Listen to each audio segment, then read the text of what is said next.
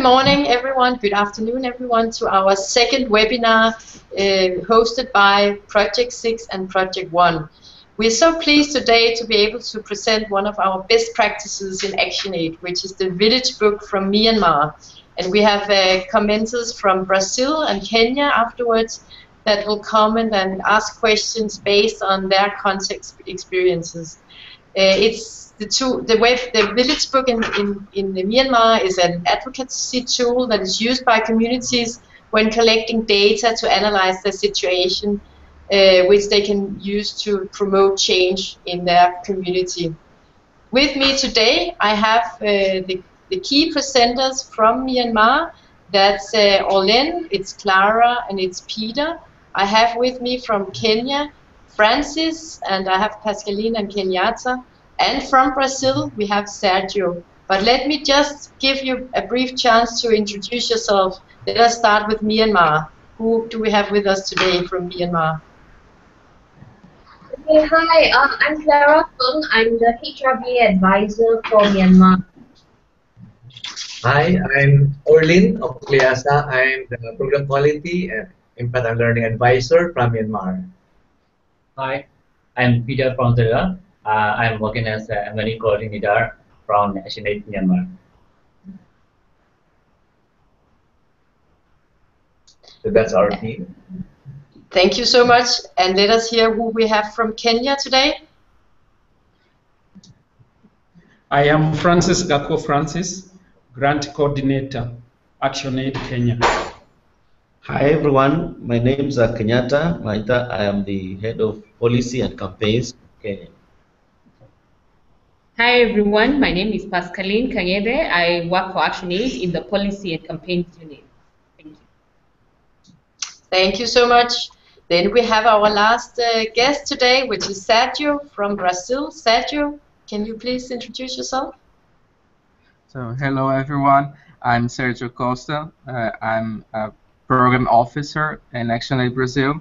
I work with education, but I'm filling for my colleagues in Rio, which are working on education, on right to the city, and with the specific thematics of SO2. Thank you so much. And let us give the floor to you from Myanmar. Here you are, 25 minutes. Good morning and good afternoon, everybody. Thank you for giving us the opportunity to share with you our flagship approach, the Village Book, which we have been promoting here in Myanmar, and some countries are already imitating our approach. To this presentation, we will be, the three of us, we will be presenting the different aspect of the Village Book. So to start with, I would like to give the floor to Clara, give you a little background of the Village Book and what the Village Book is all about. So Clara. All right. Okay, Casper, if you could kindly turn to the next slide. Okay, so just before we begin, the idea is to give you an overview of the Village Book and how it came about. So the Village Book, or rather let me just start a bit of how ActionAid Myanmar started. ActionAid Myanmar started in 2006 as a Reflect program. So in 2006, we started training young people to be community mobilizers and organizers, and we call them fellows. And these fellows, we trained them in Reflect methodology, and they became the facilitators to initiate discussions with communities.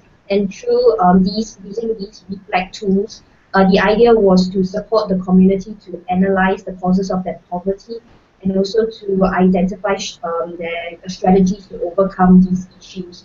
So from these discussions, we systematically started to collect the recorded discussions, as well as what are the outcomes they hope to achieve. And from these set of tools, we started to compile them into a more systematic way. And then it became this thing called the Village Book, which actually is basically what we would consider a rights register So the idea is really to get community participating, targeting the most vulnerable and the most marginalized groups, and through this process to promote community and power, and also getting them involved in decision making. So Casper, next slide please. So from this, we could see that the village book itself also became a tool where we started to work on more advocacy with both state and non-state actors. So this will be discussed a bit more by my colleagues Peter and Olu.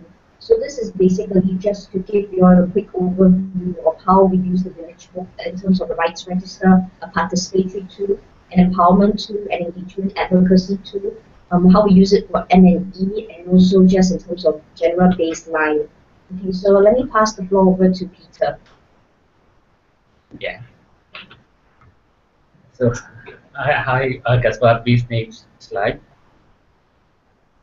Yeah, this village book process is we develop like a 6-step. The first one step is like a comprehensive analysis of the village situations. In this step we analyze the village situations aspects from the social aspect, economic aspects, and then vulnerable also and woman situation. Then the power and relationships within the community. So this step one is the big one of this village book process, because we analyze the situation of the village through the fellowship approach, so that we train the fellow with these all PRA tools we already trained. Then after the step one, we identify the problem. Then after that we prioritize the problem, and then we link this problem to the right to the like a human right. What are the causes of lack of our rights? What are the problems they happen in our community? And then the next step is the analyzing the current situations. And then another one is that making the change, like it is like a dream mapping, dream map of the community, so that the community can dream their future. So how they can develop their situations better than better. After that, we train the community to develop their own village plan, and then in this village development plan, the next step is like a detailed implementation plan. In this plan, we already identified who will who will be responsible for this particular tax, and in which particular plan, how we budget, how we use the budget. So how we looking for the budget from the different kinds of the sources, like government, from the government or from NGO or from within their community, so that we can develop the DA implementation then also. Next slide. Yeah, this is the step one of our our comprehensive analysis. The first one is the social analysis. So in this social analysis, we already draw the village situation, and in this map, we consider the situation of this uh, the situation of the people in this village, and their property of their property we already include in this map. And another one is the economic analysis. In this analysis, we identify the problem, making two sorry economic analysis. Yeah.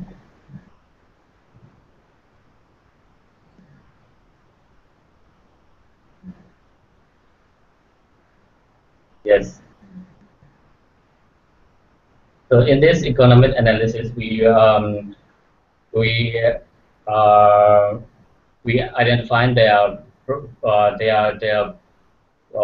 problem from the villages using the seasonal calendar and the resource map, and then we this is all of this the PRA2 we already know, and most of the country are using this PRA2. Next up.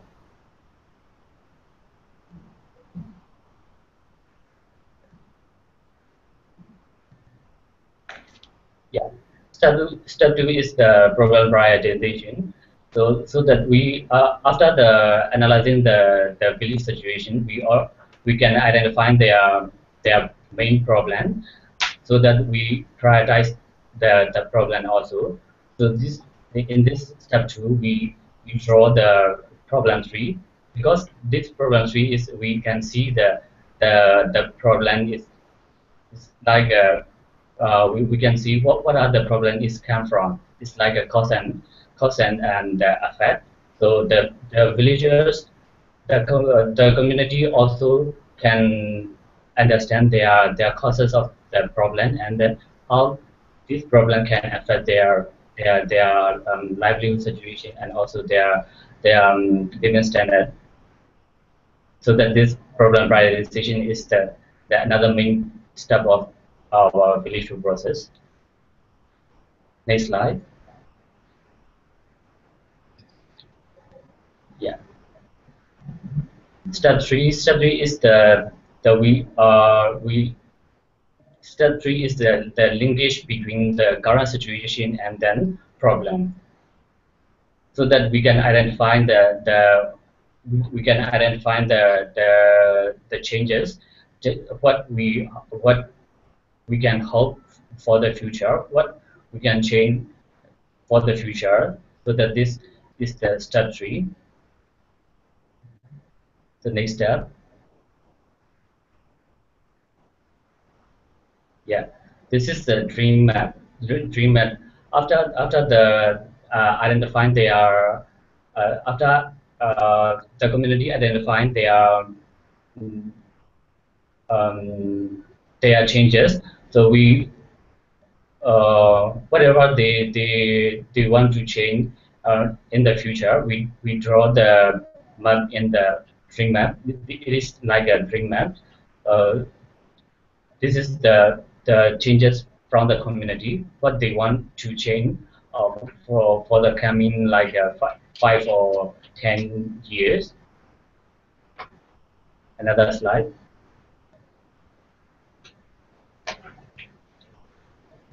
This one is a village development plan. In this plan, we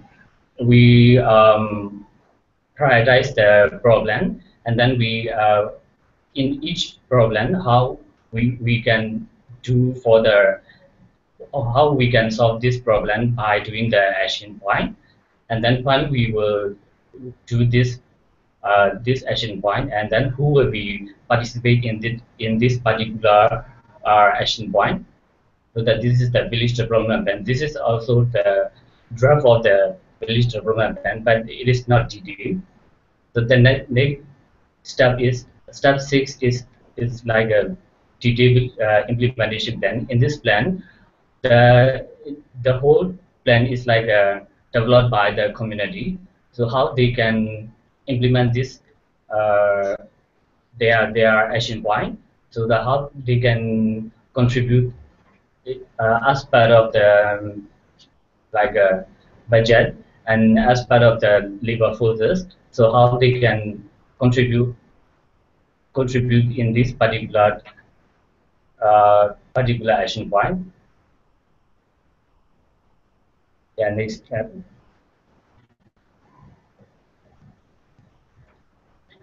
This is the village board mainstreaming. So that we already developed the village board is like a PRA tools. So that firstly, at first we already implement in the within the village. After that, we understand this village board is like a advocacy tool, so that this can be like negotiate within between the government and the community, so that this village book is become like a advocacy too. So this is the step of the mainstreaming. So that we already developed the village book at the community level, and then we develop the village book. In this village book, we can get the baseline indication of this the whole community, and then we have the village development action plan, and then we advocate the government, relevant government, to implement the community right. So because of the government is like we understand the government is like a duty bearer, community is the right holder, so that the the, the person who has to implement their community right is like a government, so that we advocate this village group to the government. Next slide.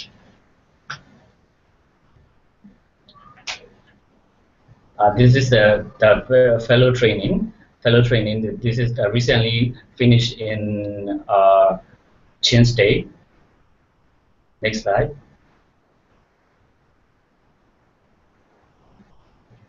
This is the also village group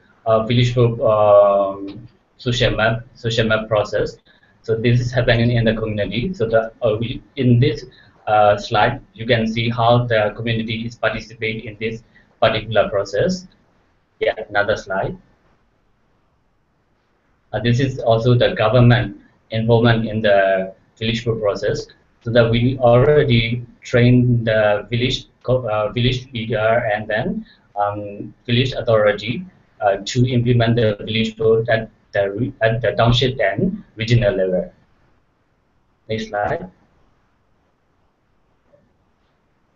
Now we also develop the baseline data from the village board.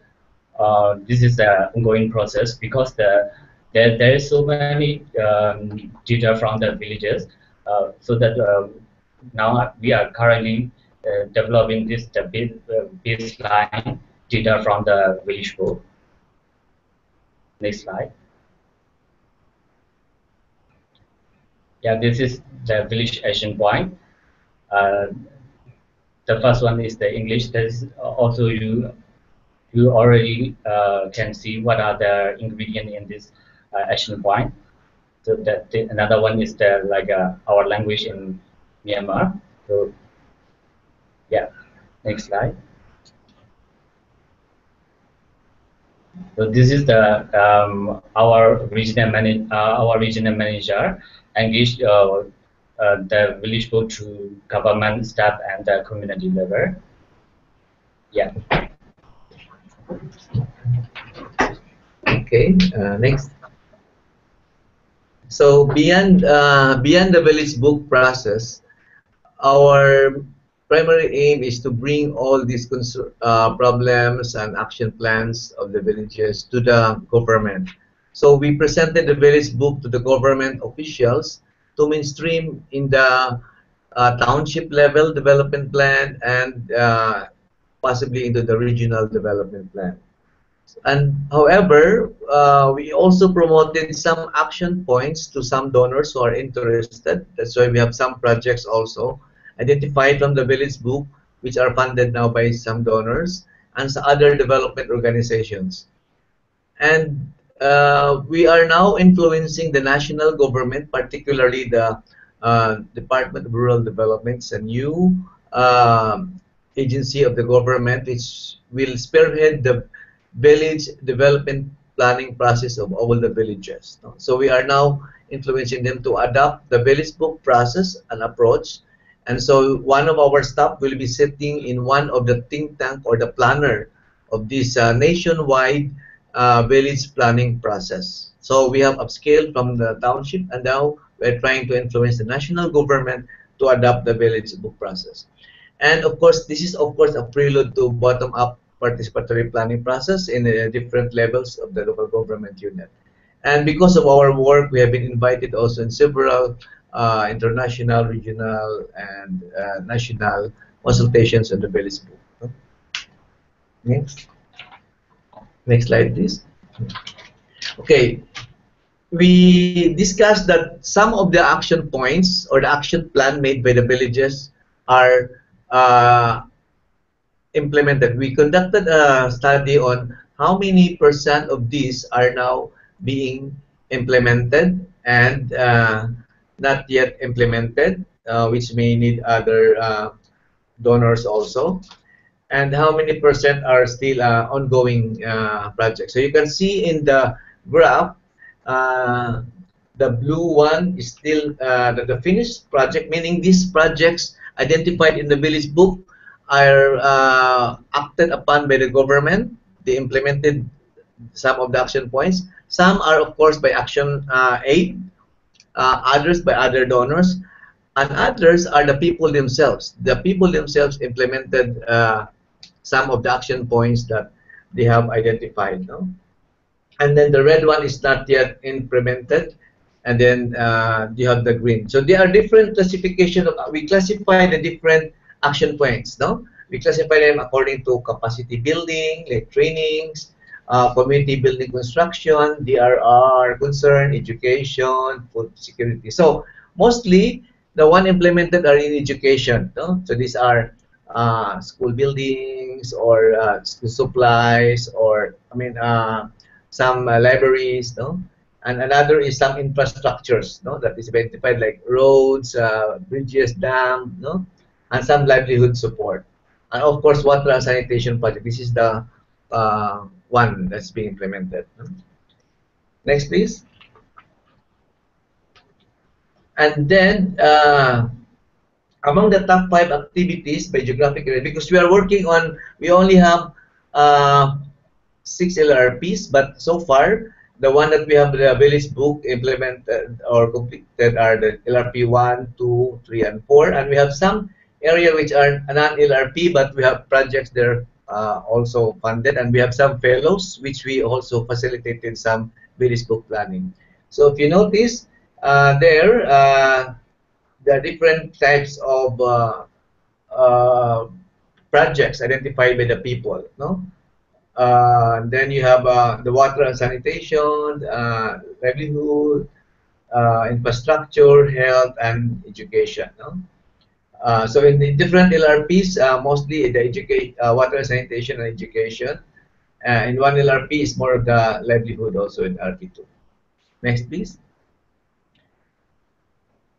Next slide. Okay, this is now the status of the top 5 activities. In terms of education, about around 30% have been finished. However, some projects identified still need not finished, not started yet. Meaning these projects are being sourced. I mean, the projects identified by the villages are sourced for funding. No? And then the green one is still ongoing, meaning it's already funded either by the government, some ActionAid, or the people themselves, or other donors. So in other words, we still have some, we still are open, so many projects still that needs to be funded, but we are continually helping them source out some funding for these projects. No? Next, please. Then the status of action points by the different locations also. So the top the action points implemented usually around 30%, 40%. So that means, in spite of the work that we have done, there are still many projects, many action points that still need to be addressed by other agencies, by the government. But we really want to help the people to mainstream this to the government development plan, so that this can be addressed by the government themselves. No? Next, please. Okay, and then that study is also part of the graphs. And this one, we contracted a contractor to conduct some emerging impacts of the village books conducted by Rico, Asia, and Marcon Ruber. So these are external evaluator. So some of their findings, what are the emerging impacts of the village book, is the awareness of the community issues and needs. No? So people expressed interest and awareness of the community issues, and they strengthen the sense of responsibility toward to the village book process. No? So the people are now expressed with the village mapping tool. They are very useful because now with the village map, they show the whole appearance of their own village. No, of the different landmarks and the different resources that they have. So the first time that they saw the map of their own village. No? Next, please. And then also, since there is a what you call a seasonal calendar in this tool, in one of the village, Netcon village, the community members, they created this one, and then they try to record the different illness of some of their livestock and the treatment they made. So they are recording, of course, some history. No? Okay, and then next, please.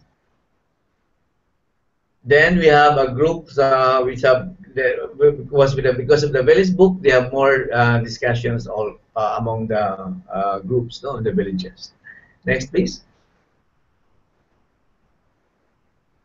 And then there is an increase of confidence of the people when they interact with the government, because they presented the village book to the township level, and if the township will not act on it, they present it to the policymakers. No. Next, please. Okay, so these are some of the photos that we have of the projects that are implemented through Village Book. Yeah? Next, please. Please just run through to the pictures. Next. No? Next, please. Next, please. Next, this is the dam. No? Next. Next. And next. And next. So we just want to demonstrate what happened now to the action points identified in the book. Now we also share the book in the Google Mapping, the Facebook. We have the village Facebook, and we have the village board, and then we've been continually training the government and continually making some IEC materials. No? Next, please. Next. Okay, this is the Google Map. We put the Facebook.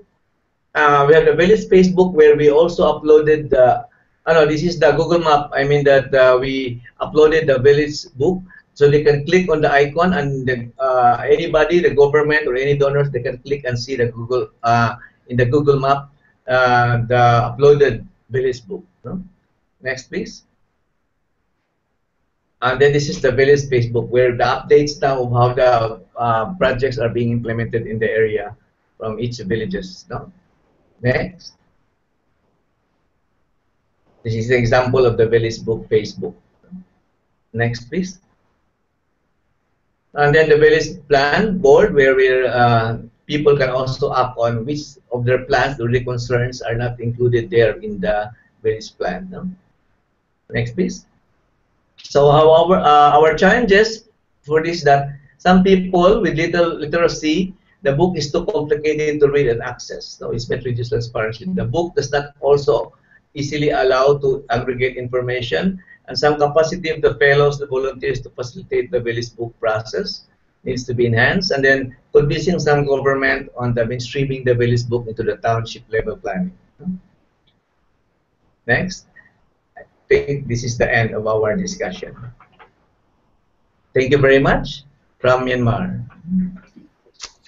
Thank you so much. This was a very, very interesting presentation. I think I learned a lot from how we can engage and empower village members to actually make their own plans and problem analysis, and ensure, which I think it's even more interesting, ensure that this is elevated to a very at government level, even at national level. And I think the example you gave where we have an ActionAid Myanmar representative in a think tank to actually influence a village planning office at national level, I think that could be something we could touch upon even after this webinar. I think there were some really interesting points, but let me now hand over the floor to Kenya to hear what they have of comments and questions to the presentation. Here you are, Francis. That's over to you.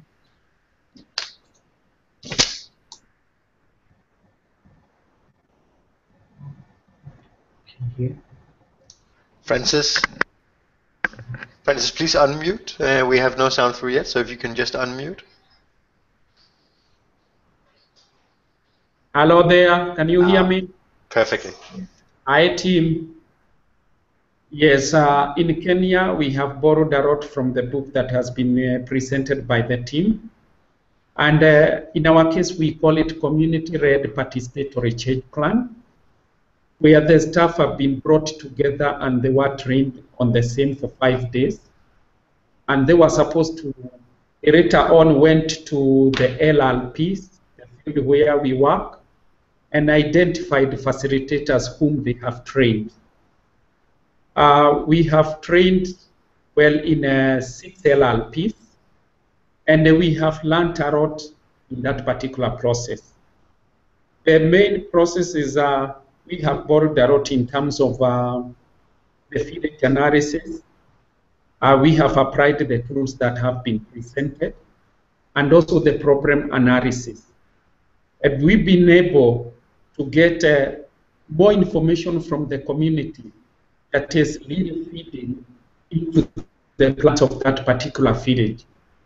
This is informed by the new arrangement with our governance, where we have the default structures, where the money from the national government is being defaulted to 47 counties.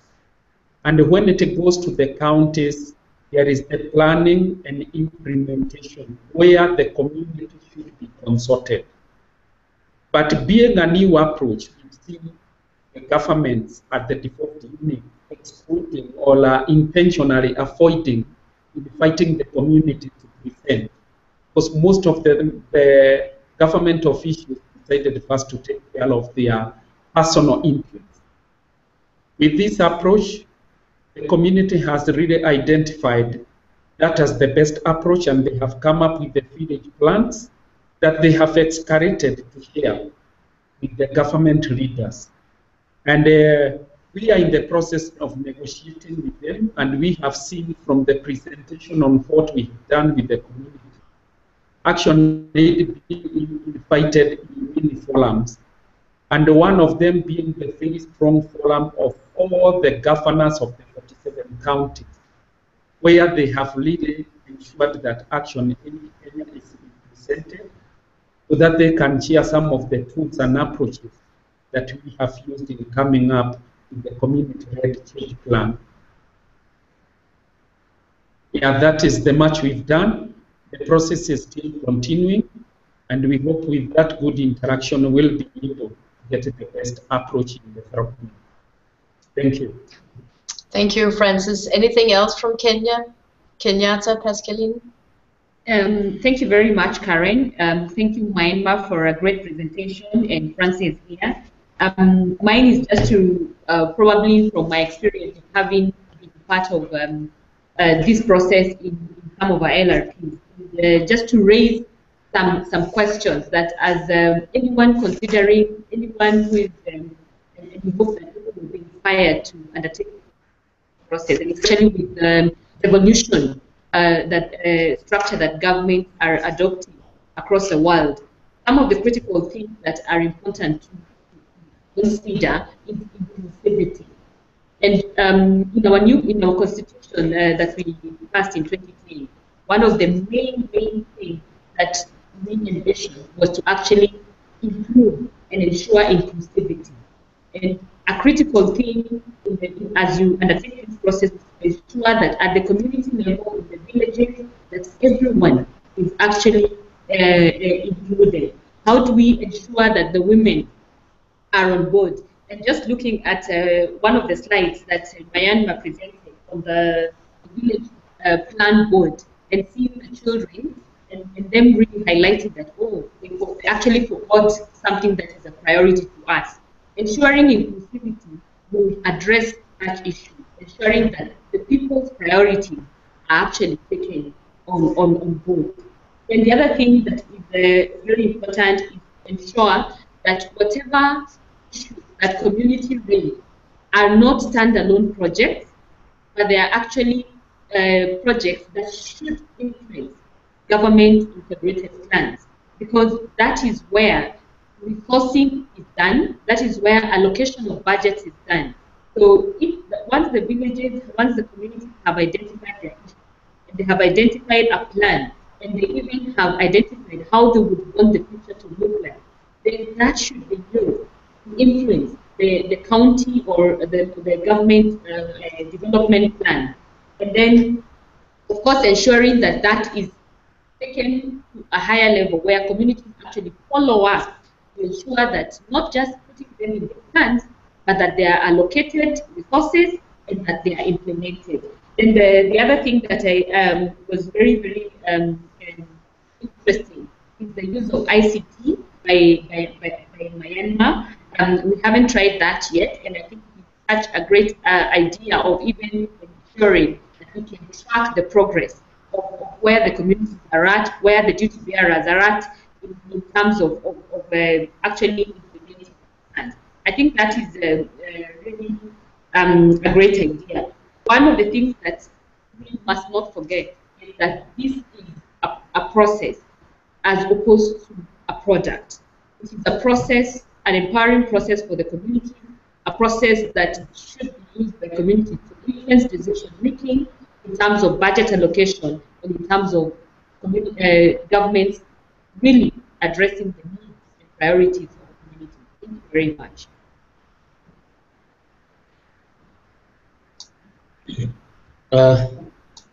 Hello, team. Just as my colleagues have said, I think this village book is really quite exciting and really reflects what really communities can do in terms of addressing the issues that affect them. But more importantly, when one of the experiences that we just had on the community change plans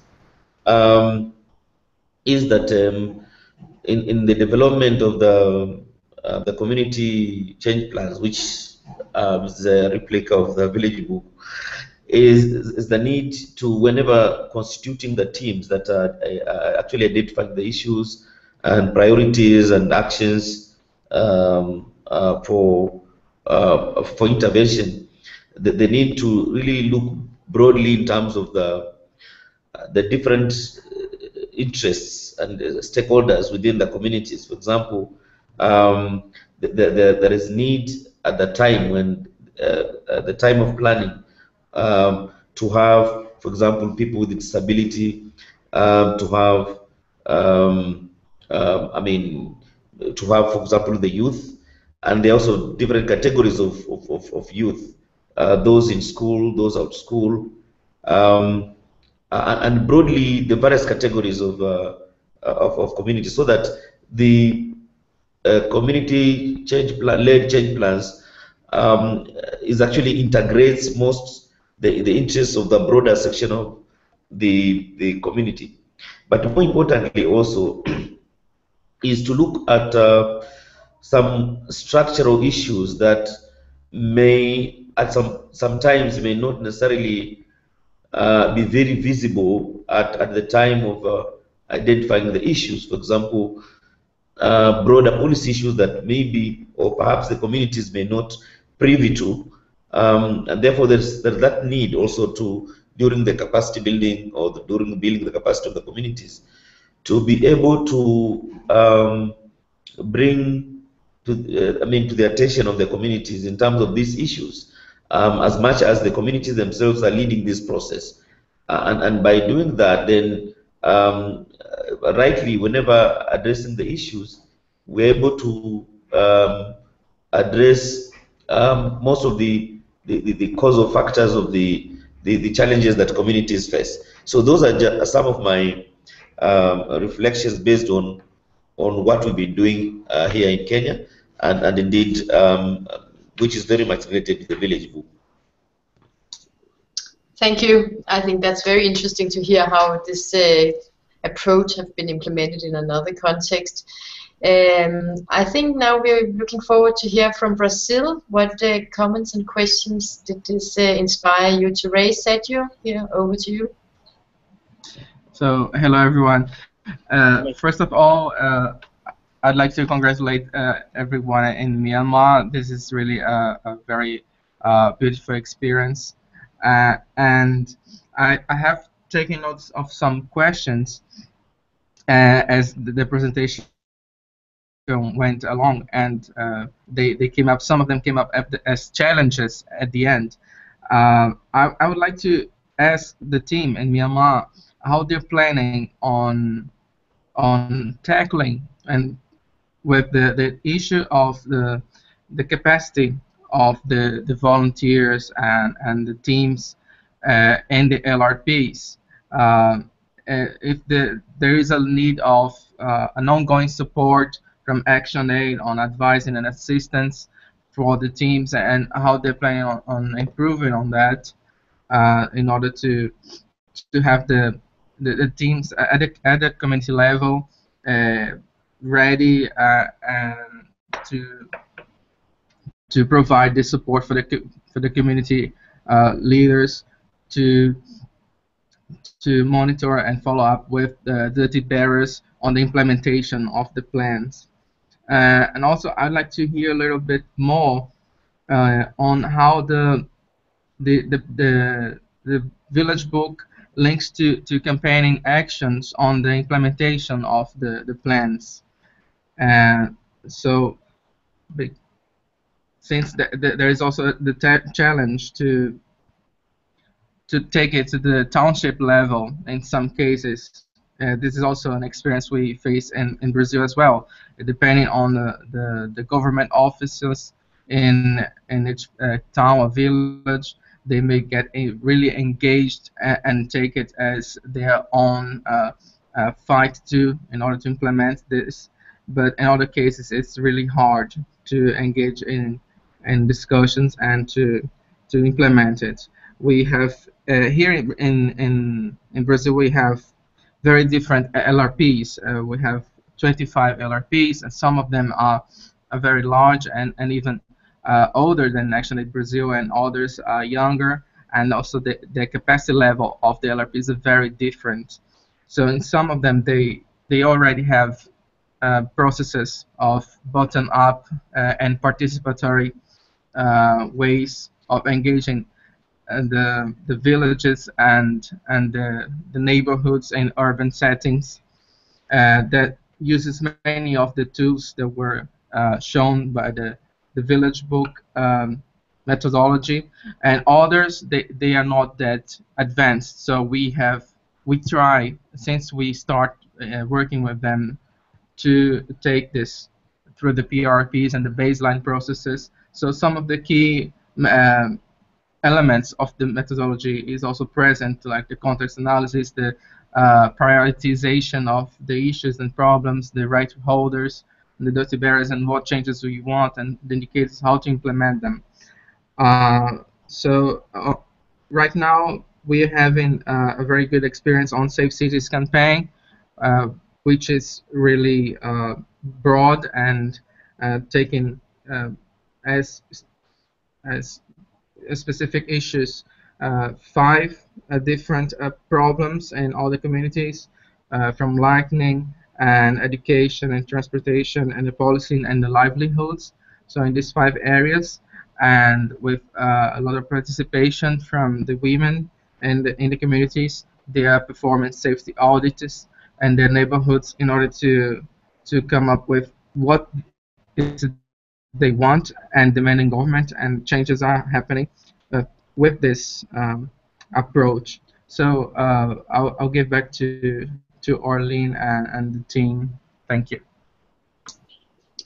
Thank you so much, Sergio. I think I will also leave the floor to Orlene and Clara and Peter to have a chance to answer some of the questions and maybe conclude on this. Thank you. Thank you, Karen. I just want to all this put a link between the 2 questions that Karen raised and the one that Sergio also raised. No? First, what we did was that we really tried to have the plans mainstream into the township level, from the village to the township level. So what happened is that we presented this at township level, and then ask them to, to be part of the township development plan.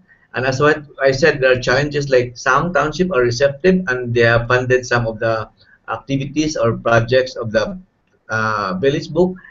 Some township still need to be convinced about the village book. But we went up to the next level. Like we went into the regional level, training the government about village book. So what happened? The government also have their own volunteer to implement village book. This is at the regional or the state level. No?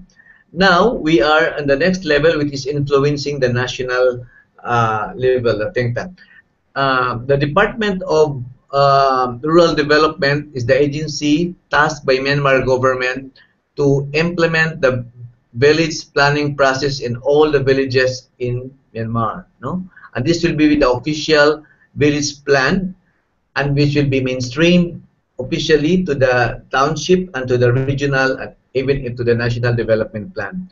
So this agency, they will get four what you call people, like who will be thinking of these tools and the process of having this national level or nationwide village planning process. So we have already one staff to sit in that the four people who will formulate the plan, which is from ActionAid. They will have 6 months all this planning process, and then they will be piloting in the villages. No, we have one slot already, and hopefully if we can have the other one, so we can have 2 slots to think in the implementation in the national level. So in other words, we are from the bottom, we are working also to the township level, but at the national level also, we are also influencing the government. And I think Clara will discuss more about that question on capacity of the fellows. Okay, so I think Sergio had a question about the capacities of our volunteers and facilitators. And I think this is a very common issue across all the country programs around the world, about how do we actually build the capacity of our reflection action facilitators. So I think in Myanmar, as I mentioned, we actually recruit the fellows. They're not staff of ActionAid, they're actually volunteers, but we do provide a stipend. It's a fixed fellowship program for 2 to 3 years, and for this program, usually young people who have just completed their university education, they themselves are nominated by their own communities, and therefore they belong to the community, and therefore there's usually more ownership of and also support for the fellows who would be undertaking the and facilitation process. So at the end of the day, I think this relates to Kenyatta's question about the fact that the village books are supposed to be tools and not products. So these village books usually take at least a minimum of 1 year to produce, because it's actually through these ongoing discussion and facilitations, and therefore before they accumulate into a village book. And because it's a long process, we also do encourage the fellows to identify volunteers from the community level. And usually there's about 1 or 2 volunteers every community to also assist the fellow in terms of the facilitation. And we do have a newer program. It's very new at this stage. It's an adolescent training program where we're working with UNICEF. So we're also working, because it's to bridge the gap between the our child sponsorship program and also the fellows who tends to be in their early 20s. So we're also training young adolescents to also be actively involved in these village community discussions. But this, of course, is a very new program. But the idea is to get more young people involved in this process. So I think in terms of the village book being a tool and not a product, this is something that we emphasize a lot to our facilitators. and to our LRP staff who are in charge of it. But again, I think one of the biggest challenge that we're faced is now that we're working with the government. The government is now actually training their own volunteers to carry out village book sessions with the communities, and that is the risk that we run, that they become products for the government to say that, oh, we have created 100 village books in this state. And that is a big risk that we run. But again, this is something that we constantly have to deal with, working with other stakeholders to actually raise the awareness that this is actually a process, an educative tool that we're using rather than a final product. Okay. Peter, something to add? So since the fellow is like owned by the community, so that this is not our staff. So we have to build up their capacity. Now the fellow capacitated, and then they can manage their own CBO or at the community level. So they can form the CBO themselves, and then they can connect each other village and making a platform, CBO platform at the township level, so that they can present as like a community action plan. They have to they can present their own action plan. So that this is another platform. This is the kind of we call it the youth platform of our some states and regions. So the percentage also of fellows who still need capacity enhancement is not really also high, no? So we are 30% of them, but as we have mentioned, the LRP is there to support and mentor them. The partners is also there to support and mentor them, no? And then we have ongoing capacity building also for the fellows. Karen? Yes, thank you so much. Any other comments from anyone? Otherwise, I think we will just conclude that this has been very, very interesting, and an hour was definitely not enough. So I think we will try to take it up in another discussion on the D groups. But I think we learned a lot. I think all these questions we have is just a sign that there's much more to learn around this. And I think there's a really, really good point that this is not a book or a product, this is a tool. It can be implemented in lots of different ways. We hear from Brazil that the capacity in the LRPs varies, and I'm sure this can give us some lessons learned on how this village book can be implemented in many different ways, in many different contexts. Any other comments? Otherwise, I think this is a concluding remark. Okay, thank you to everyone. See you all in the next webinar, which will be in August. Thank you. Thank you. Thank you. Thank you.